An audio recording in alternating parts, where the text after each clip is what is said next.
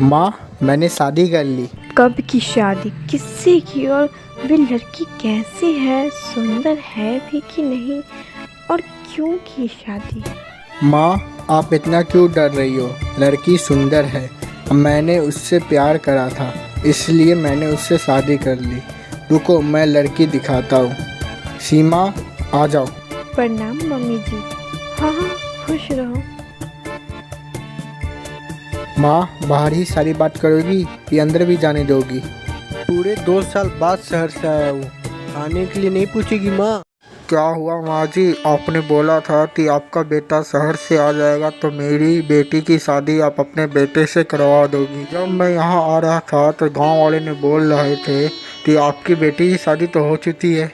क्या बताऊं भाई साहब, मेरा बेटा तो शहर में किसी लड़की से शादी कर लिया। पता नहीं कैसी लड़की है, कहाँ रहती है, उसके माता पिता है भी या नहीं। चलिए छोड़िए, मैंने जो आपको 5 लाख रुपए दिए थे दहेज के रूप में, वह पैसे मुझे वापस चाहिए। दे दूंगी भाई साहब, मैं कहीं थोड़ी जा रही हूँ। मैं अपने बेटी की तरह शहर थोड़ी ना चली जाऊंगी, मैं तो यहीं रहती हूँ, कभी भी दे दूंगी। आपको भी तो यहीं रहना है, मुझे भी अपनी बेटी की शादी कराना है कि नहीं? दे दूंगी आपका पैसा। मुझे लगता है कि आपने मेरा पैसा खर्च कर दिया है।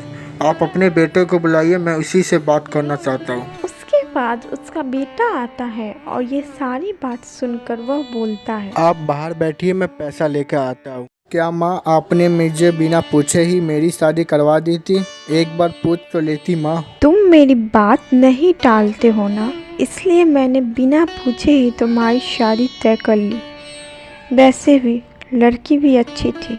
उसके बाद सोनू रूम से पैसा लाता है और उसे दे देता है। वह आदमी पैसा लेके चला जाता है। बहू ने खाना बहुत अच्छा बनाया है। हाँ माँ, सीमा बहुत अच्छा खाना बनाती है। वह तो आपसे भी अच्छा खाना बना देती है कभी काल तो। ये सारी बात सुन के सोनू की माँ को बहुत गुस्सा आ रहा था। सोनू जब शहर से छुट्टी लेकर आया था तो अब उसका समय खत्म हो चुका था। उसके बाद सोनू शहर चला जाता है। सोनू के जाने के बाद उसके घर पर एक औरत आती है और वह सोनू की माँ से बोलती है, अरे सोनू की माँ, जानती हो मेरे बेटे की शादी में लड़की वालों ने बहुत सारा गिफ्ट दिया है और दहेज भी बहुत सारा दिया है। तुम्हारे बेटे ने तो शहर में ही शादी कर ली थी, दहेज कहाँ ही मिला होगा। अच्छा तो मैं चलती हूँ। जब देखो तब मुझे सुनाने आ जाती है। वैसे उसने बात भी तो सही कहा है। मन तो करता है उसके खाने में जहर डाल दूं और अपने बेटे की दूसरी शादी कर दूं। चलो उसे थोड़ा परेशान किया जाए। बहू, मेरे लिए चाय बना देना। ठीक है मम्मी जी। एक दिन सीमा अपने पति से लगातार बोलती है, मुझसे अब ये काम नहीं होता है, तुम एक नौकर भेज दो यहाँ पर काम करने के लिए। तुम चिंता मत करो, मैं माँ को बोल दूंगा तुम्हारी कुछ मदद कर देने के लिए। सोनू की माँ सोनू से बोलती है, मेरे हाथों में दर्द रहता है तो मैं काम कैसे करूँगी। वैसे भी नौकर की क्या ज़रूरत है, बहू अपने घर का ही तो काम करती है। लेकिन सोनू अपनी माँ को किसी भी तरह मना लेता है और अगली सुबह वे नौकर आ जाता है। मालकिन, आप ये खाना मत खाइए। मैं बोल रहा हूँ ना मालकिन, आप ये खाना मत खाइए। मैं क्यों ना खाना खाऊं? क्या हुआ, मुझे क्यों रोक रहे हो खाना खाने के लिए? क्योंकि यह खाने में जहर है। मैं सच बोल रहा हूँ। एक बार मालिक को आ जाने दीजिए, उसके बाद सब पता चल जाएगा आपको। सीमा के खाने में जहर है कि नहीं? क्या रामू झूठ बोल रहा था? क्या वह सीमा के खाने में जहर था? तो किसने मिलाया है?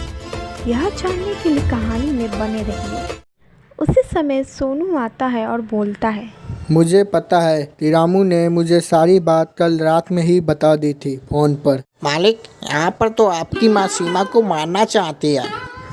क्या बोल रहे हो तुम? जानते हो कि नहीं? हाँ मालिक, मैं सही बोल रहा हूँ। आप पहले मेरी पूरी बात तो सुनिए। बोलो, क्या बोलना चाहते हो?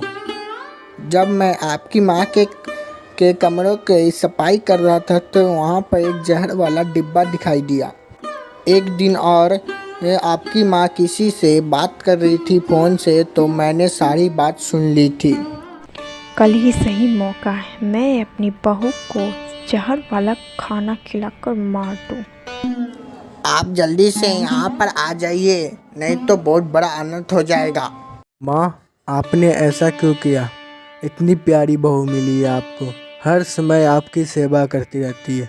आपके लिए ही नौकर को बुलाई है कि आपको टाइम पर खाना नहीं मिलता है, इसीलिए मैं इसने बोला थी नौकर को भेजने के लिए, परंतु आपने क्या बोला? नहीं भेजोगे, घर का ही को काम करती है। मैंने क्या किया है बेटा?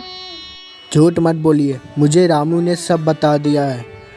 कैसे आप इसको मारना चाहती है? क्योंकि ये दहेज लेके नहीं आई, इसलिए आप इसको मारना चाहती है और उसके बाद मेरी दूसरी शादी कराना चाहती है ही ना? मैं सब जानता हूँ। आखिर क्या कमी है हमारे घर में? सब कुछ तो है, जो चाहिए जीने के लिए वो सब कुछ हमारे घर में। हाँ, मैंने ही उसके खाने में जहर मिलाया। पहले तुम मेरी पूरी बात तो सुनो। अपनी बहू के खाने में मैंने जहर क्यों मिलाया? क्योंकि वो तुम्हें मारना चाहती थी। हाँ, मैं तुम्हें मारना चाहती थी क्योंकि मुझे तुम्हारी ज़मीन जायदाद चाहिए था। मुझे माफ़ कर दो, मुझे अब ये जायदाद नहीं चाहिए। मुझे आप लोगों के साथ रहना है। क्योंकि सीमा अनाथ थी, इसलिए इतना सारा पैसा देखकर उसके मन में लालच आ गया था। अब उसके इतने अच्छे परिवार मिला तो उसका लालच अब ख़त्म हो गया। इसके बाद सीमा अपने परिवार के साथ खुशी से रहने लगती है।